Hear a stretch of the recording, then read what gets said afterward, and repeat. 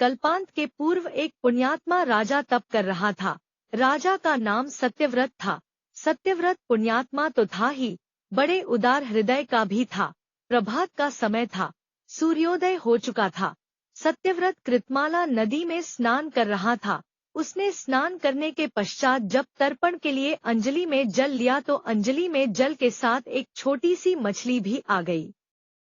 सत्यव्रत ने मछली को नदी के जल में छोड़ दिया।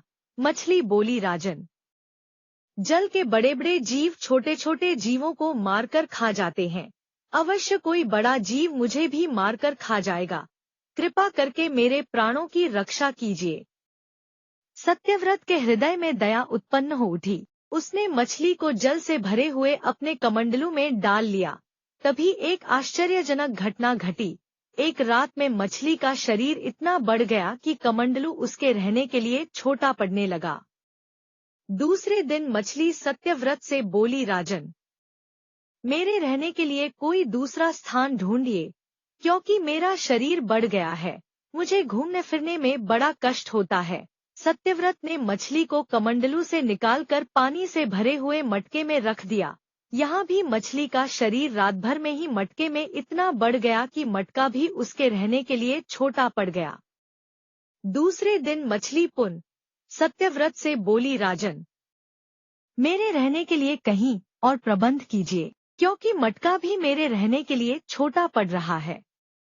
तब सत्यव्रत ने मछली को निकालकर एक सरोवर में डाल किया, किंतु सरोवर भी मछली के लिए छोटा पड़ गया। इसके बाद सत्यव्रत ने मछली को नदी और फिर उसके बाद समुद्र में डाल दिया। आश्चर्य! समुद्र में भी मछली का शरीर इतना अधिक बढ़ गया कि मछली के रहने के लिए वह छोटा पड़ गया।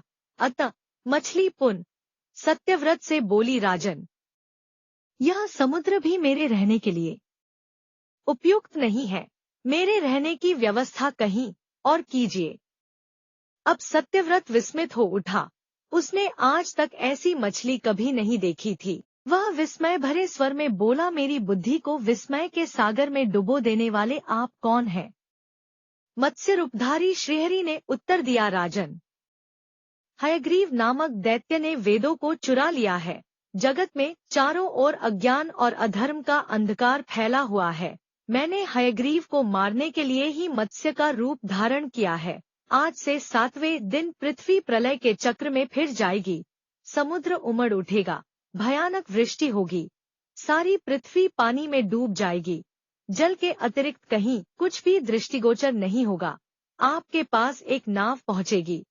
आप सभी अनाजों और औषधियों के बीजों को लेकर सप्तऋषियों के साथ नाव पर बैठ जाइएगा। मैं उसी समय आपको पुनः दिखाई पड़ूंगा और आपको आत्म तत्व का ज्ञान प्रदान करूंगा।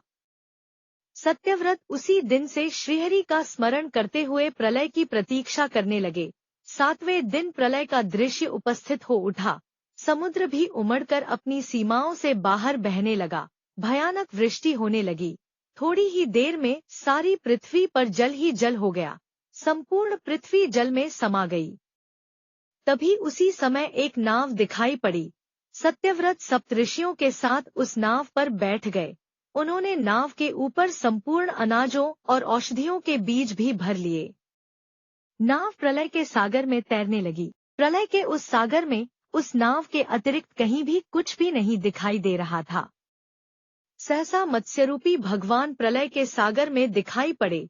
सत्यव्रत और सप्त ऋषिगण मत्स्यरूपी भगवान की प्रार्थना करने लगे। भगवान से आत्मज्ञान पाकर सत्यव्रत का जीवन धन्य हो उठा। वे जीते जी ही जीवन मुक्त हो गए। प्रलय का प्रकोप शांत होने पर मत्स्यरूपी भगवान ने हयग्रीव को मारकर उससे वेद छीन लिए। भगवान ने ब्रह्मा जी को पुनः वेद दे दिए। इस प्रकार भगवान ने मत्स्य रूप धारण करके वेदों का उद्धार तो किया ही, साथ ही संसार के प्राणियों का भी अमिट कल्याण किया।